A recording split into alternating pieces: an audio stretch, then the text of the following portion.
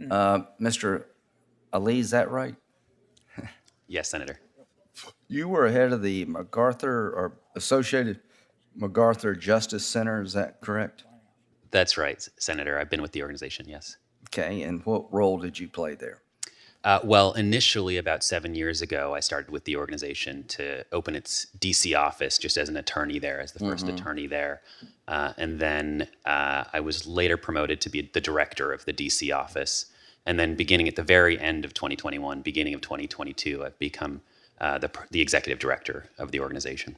Are you pretty familiar with the work of the organization, I would assume, right?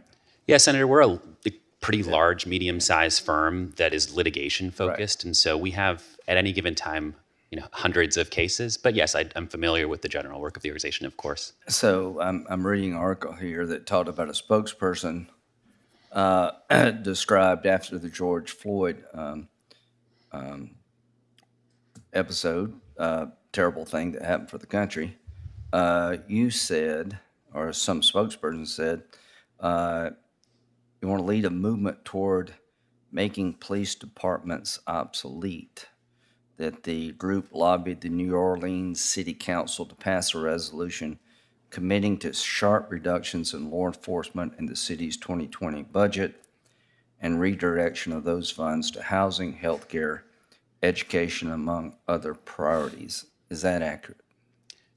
Senator, a colleague of mine actually sent me that article in advance of this hearing. Yeah. Colleague was surprised by it. Needless to say, Yeah. I was surprised and quite disconcerted by it. Okay. I could tell you, Senator, that I looked into those events. All of those first took place before I was ever executive director of the organization. Were you a member of the organization then? I was in the DC office. None of those events described took place related to the DC office. So do you disavow those statements? Well, Senator, yes, absolutely. The organization, let me be very clear about this. I have never advocated for taking away police funding. I would not take that position. The MacArthur Justice Center has not taken that position. I think that's why this colleague sent it to me surprised. That's why I was disconcerted and actually looked into this. I can say very clearly I had no role. So that's not you. I mean, you disavow the comments that were made in this article by some spokesperson before you got there, before you became executive director. Senator, I do not believe law enforcement is or should be obsolete. Okay, or defunded. Or defunded. Okay.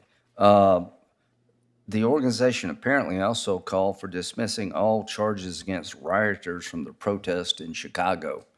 Black Lives Matter uprising.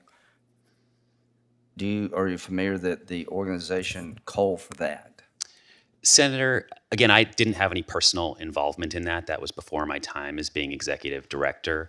When did you become executive director? It was in December of 2021.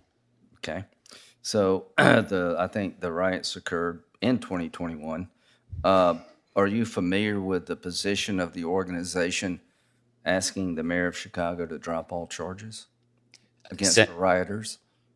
Senator, only because I read it in that article that you're referring to. But it's news to you until then. That's until right. This article. That's right. And as I said, I looked into it. Well, let's put it this way. If you're a part of the organization and it's news to you that the organization wanted, what would we say if somebody came up and said, I want everybody in January 6th to be let go? I don't. I want them to be prosecuted because I think they broke the law. So I guess my point is there comes a point that this organization has done some pretty radical things.